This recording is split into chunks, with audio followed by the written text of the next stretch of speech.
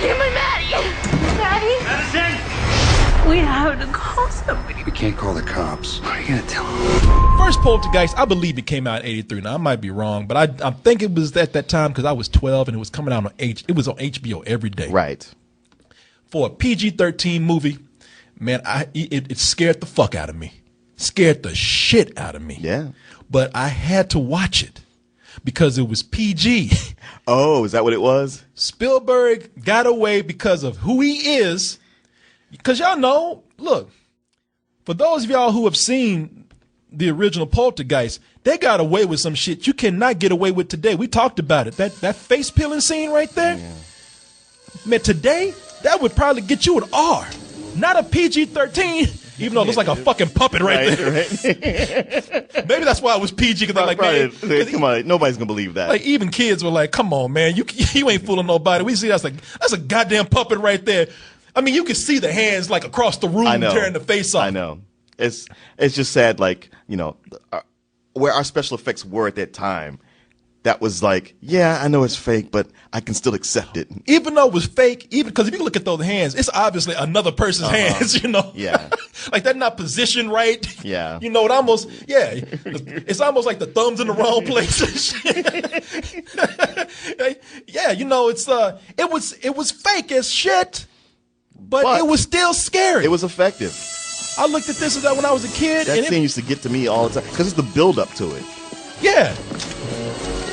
God damn. Look at that. Oh, shit, God damn, man. Stop it. I just wanted to yell at him. Stop doing that. Yeah. You know, and I wouldn't say anything because, like I said, they look like me with my acne when I was 16. Shit, I popped a pimple and blew my whole face off. Kablam! That's why I hated it so much. Right there in that freeze frame, it looks like he just realized, like, oh, what have I done? Yeah. He's like, if I just squeeze real hard to get this pimple out of here, oh, fuck, what did I do? Well, this ain't nothing but a little clear seal can't help out with. Just put a little dab here, a little dab there. Yeah, man.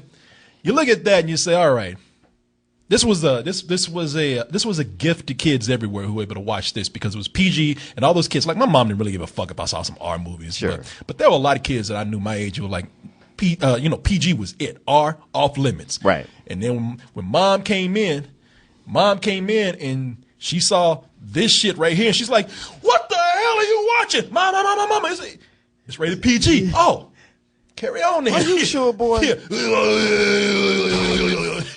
Now, and plus, he didn't really kill himself, too. You know, it was all a fake, all an illusion. So now, you're coming out with this new Poltergeist, 2015, and you're wondering, really, what can they do that can top that? I mean, that was such a product of its time. Right. And when I say a product of its time, it's because a lot of things really played into place for that. You know, it was a movie that it was a novel idea. It was a movie that let kids watch gore on a safe level. It was frightening. Yeah, it was. And also working somewhat something on a family level too. Mm-hmm. Yeah, to me, the more effective movies, like The Exorcist, one of the reasons that's so effective to me is because at first you just watch a single mother and her daughter, and then the daughter's sick. And you slowly pulled into it. It's like, man, I hope she stopped being sick. And it just turns into like, oh, shit. Yeah. And that's never going to end. That's what happens here. You got a family right here. And let's go ahead and get into this one.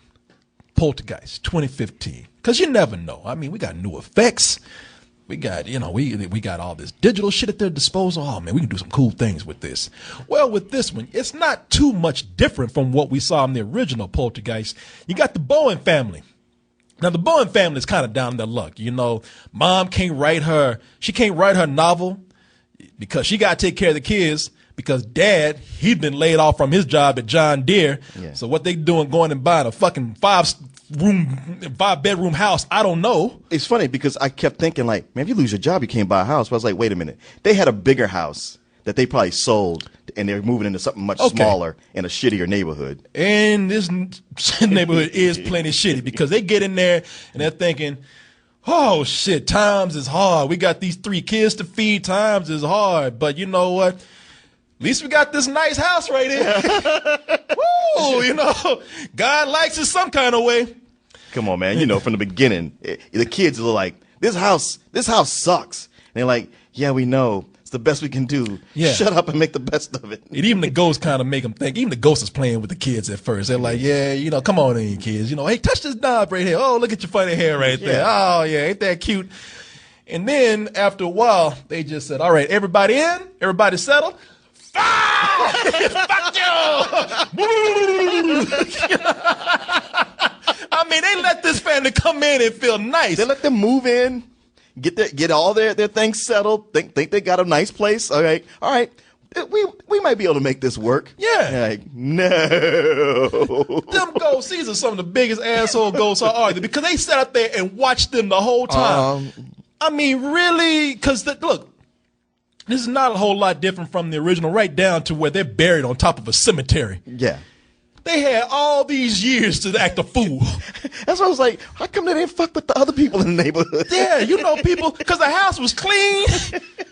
People like they was just lived in, the ghost cleaned that house. The realtor didn't have to do nothing. Yeah, they on the phone. Yeah, helping hands. Make this shit look real nice. We see some people about to come in. I mean, they waited for them to sign the mortgage papers and everything before they acted a fucking fool. Now, I say maybe the ghosts are assholes because, one of the things I look at with this movie right here is that it is one of those films where the family, not very likable. I disagree. I like this family a lot. I wouldn't have cared other way. Yeah, they felt like a real family. I mean, like, look, the mom and dad, they're going through hard times. They're trying to keep it together. You got the boy, not even the youngest, who's a big scaredy cat. Oh yeah. Like to the point of like, kid, you got to grow some nuts. Oh yeah. You got a teenage daughter.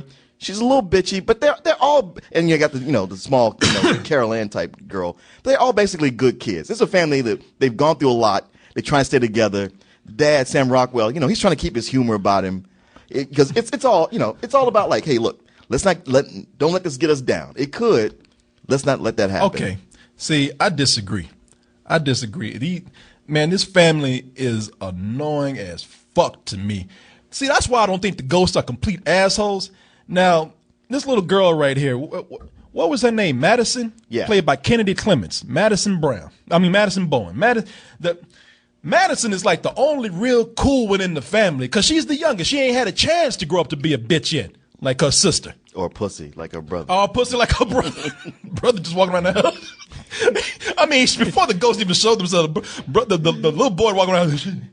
The fuck is, even the parents were like, what the fuck is wrong with you, man? Even the kid is almost starting to fight between mom and dad, Sam Rockwell and Rosemary DeWitt there, Eric and Amy Bowen. They're just kind of like, Sam Rockwell's like, what the fuck is wrong with this kid? Even mom was like, she looked at the kid, would you quit acting a fucking pussy? And the kid's like, he's like, I'm sorry. Oh, I know. She was like, she wasn't even like, oh, I'm sorry. And she's like, oh, fuck this again. This little asshole. No, you kind of overplaying that, man. They really did care about their kids. No, they did. They did. Even though this little Conan O'Brien looking motherfucker right here, that kid, he's Kyle Carlet is the kid's name. He's actually pretty good in the movie, and there's reasons why he should be scared. And it's one of those films where no one's listening because the most scared is the one who's gonna find the shit first, because he's looking for shit. Well, when you have a kid who's always crying, who's always scared of everything, he's going like, hey, there he goes up there. You're like, yeah, okay, whatever. Yeah. Go sell wolf cookies somewhere else. Sick of that. Yeah, tired of listening to your ass. But the ghosts, they recognize who the coolest one in the family is, and they come on the TV because they ain't talking to nobody else. No. They ain't talking. They talking to the girl. Now they talking about, oh, the girl's got powers. No, it ain't. It's just like she's the only one that ain't getting on these fucking ghost nerves. And it plays out like it does in the original Poltergeist, where she goes up to the TV and they're whispering to her and trying to pull her in slowly. You're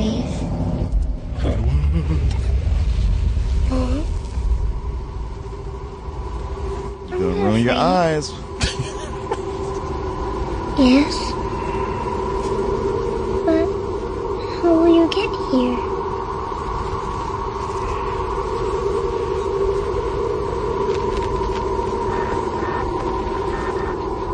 Maddie, what's going on? Bitch, go go to bed. He's like, okay. I know, right? It looked like she was going to yell at him. He was going to run out of there He's screaming. like none of your goddamn business. Oh, the ghost say you a bitch. That's what's up. Take your little scary ass to bed. They're coming. Who is? Who is coming?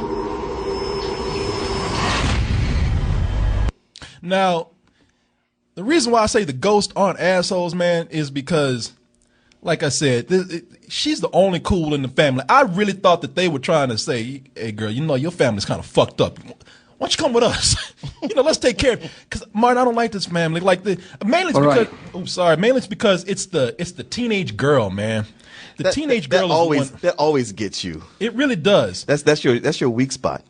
You know what? It is, man. It really is. There's and I don't have a, let me see. I don't really have a picture of her anywhere, but there's a teenage girl in the family, and she's the one that goes in and she cusses out the parents.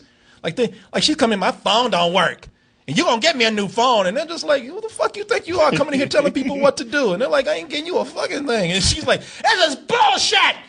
And Sam Rockwell, he don't give a fuck about anything. He's just like, oh, well, that's kind of crazy, girl. What's up with that? Come on, man. No, the come on is he recognizes that there's stress on everybody, and like let her blow it off. It ain't hurting my feelings. Okay. She ain't getting a phone, so she can get mad and say what she wants. Yeah. I mean, there's times when you want to jump on your kids for acting out. And something like this, where everybody's been upheaved, it's like, all right, let's let her have it. I got the feeling Dad was supposed to be an alcoholic in this movie. No, I got that feeling too. Because I feel like that was a part of it, because the way he kept going back to that bottle, pouring a little bit, like hey, honey, I'm home. Let's have a drink together. And then when nobody was around, he was pouring something too. Oh hell yeah! Look, I'm looking at him right. His eyes are always red. He's always looking bewildered. Like, this is what I'm saying, because he's kind of drunk. Like when the daughter's like, "Fuck you, Dad," he's like, "Hey, why you acting like that?" Hey. I mean, it would have been a cool thing for them to explore, especially like if you came back to well, that's why he lost his job. That's what I was thinking. See, he's talking about he laid off. That fool lost his job because every chance he gets, he's drinking. And don't give a fuck. I mean, there's a point in the movie where he got everybody settled, and he just straight up tells his wife, he just like, he pouring a drink, like, shit, we got too many fucking kids. Let's drink. You remember when he's doing that? He's kind of like, shit, we got all these kids. Let's fuck them. Let's fuck right now.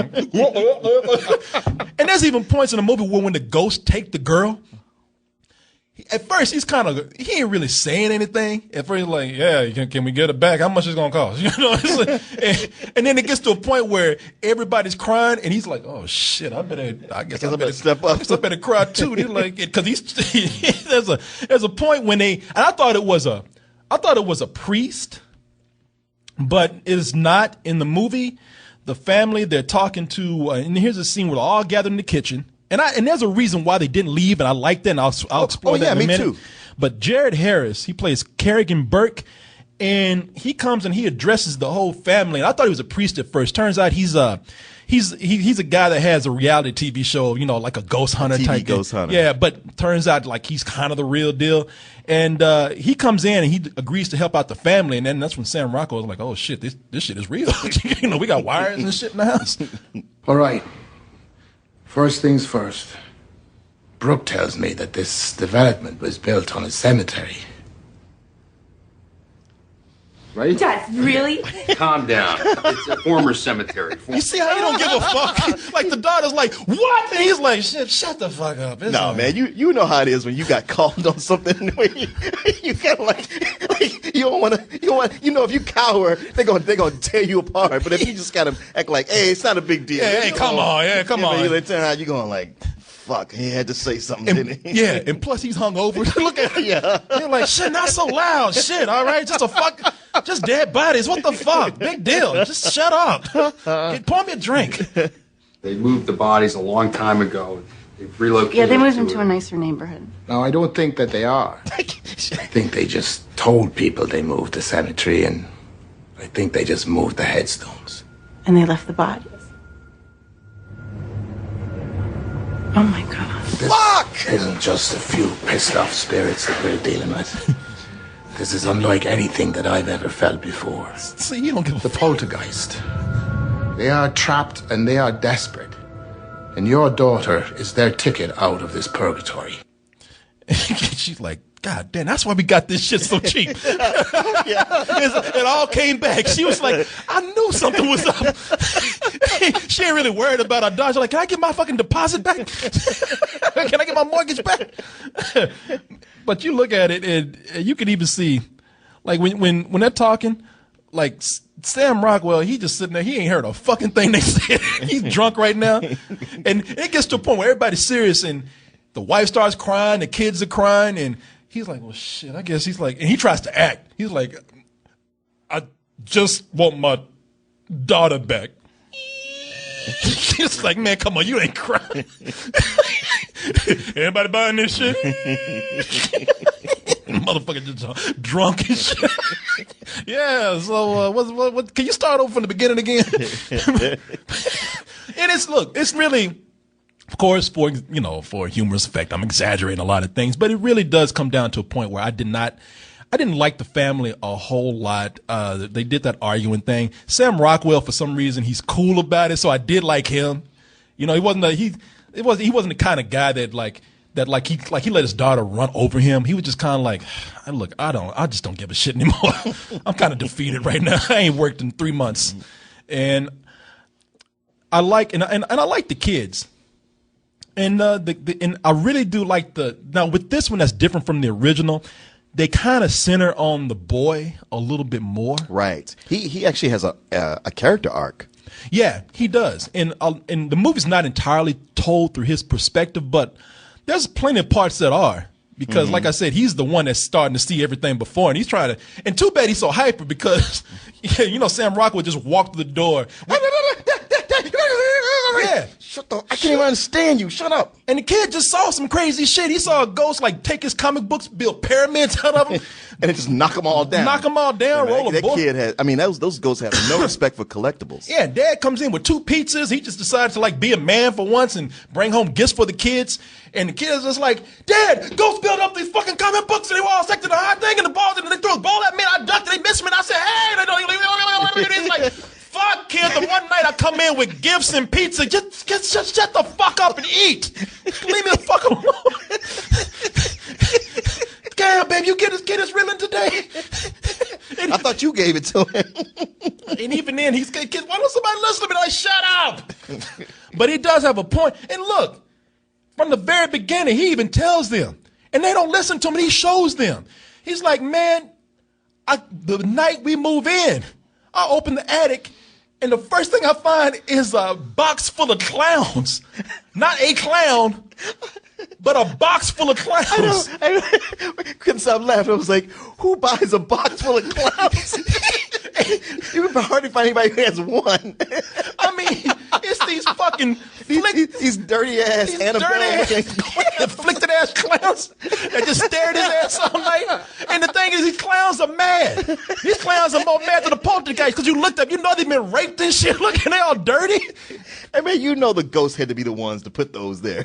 The ghosts, they sabotage this kid because the moment the kid opens the door to the attic, it just rains clowns on him. What the fuck? There's even a squirrel that's like, get the fuck out of here. There's a squirrel that was stuck up there with those clowns.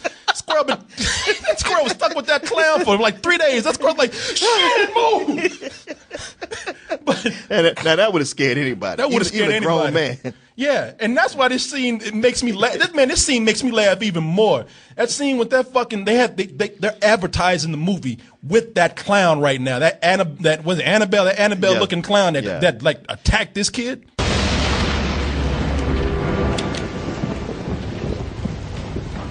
Like, goddamn, where did this come from? Fucking clown. He's surrounded by clowns. You might say it was an insane clown. Shut up.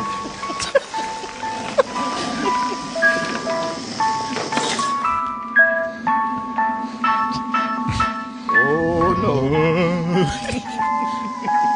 And I like when the music, that clown was playing this in the mirror. Yeah, shit about to get scary. That clown was trying to tell him, hey kid, don't turn around. That scene up so great. I know that clown was trying to, man, don't turn around. You hear this music, don't turn around. Man. But that kid couldn't help it. You know it's your ass, right?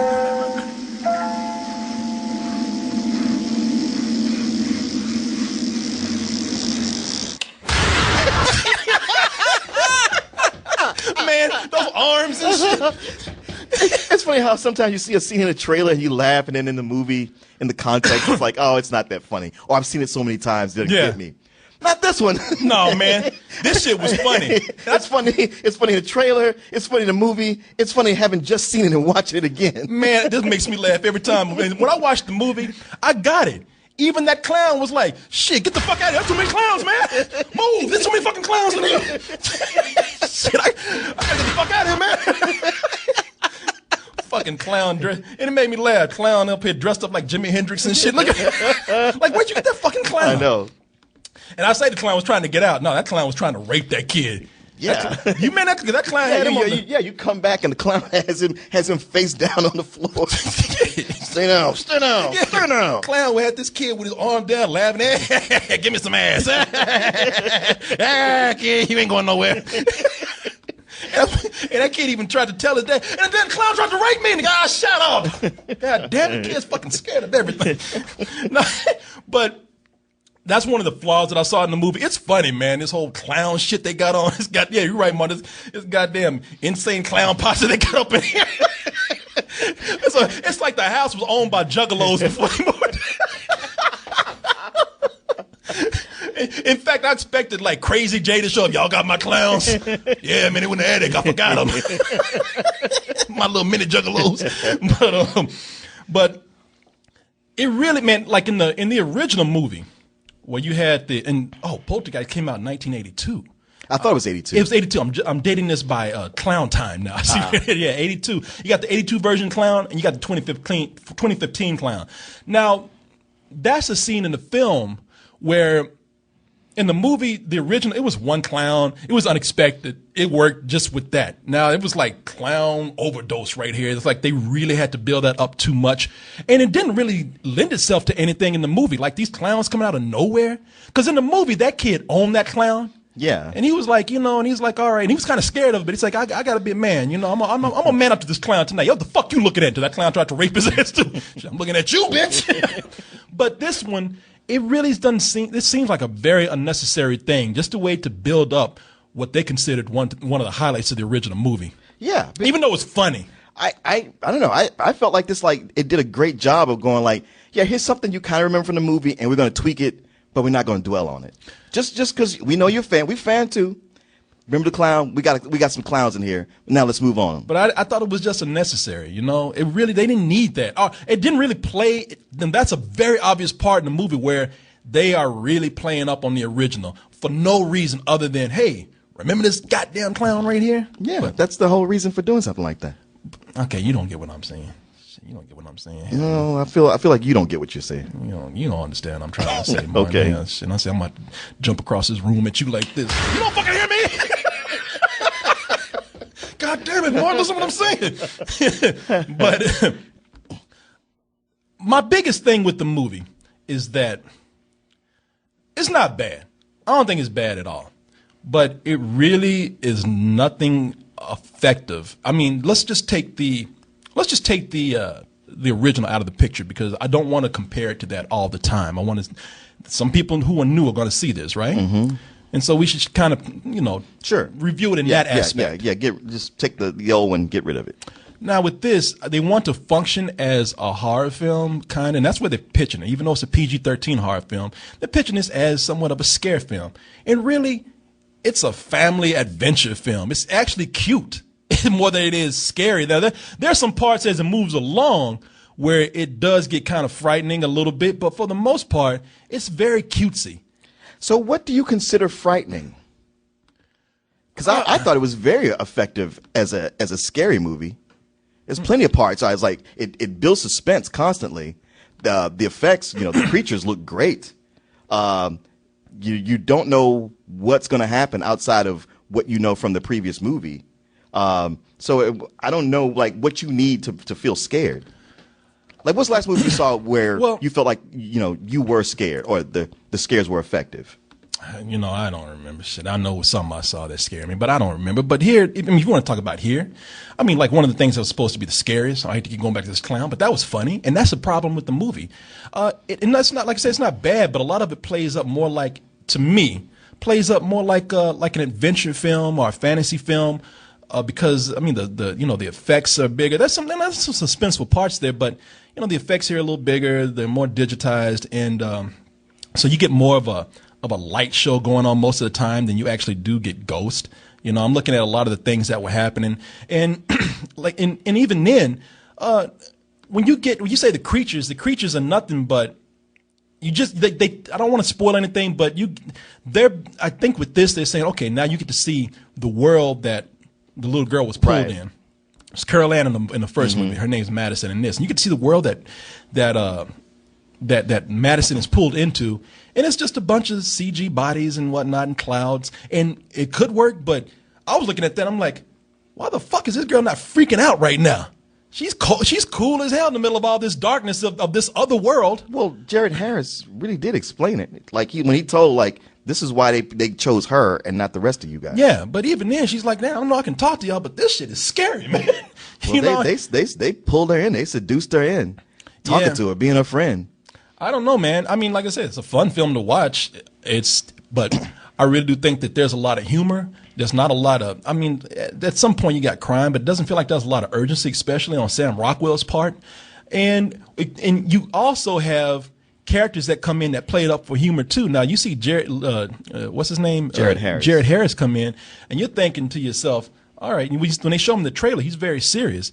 But again, he's kind of played up for laughs too, in a way. Not really for laughs, but he's kind of a more laid back, humorous character than you realize.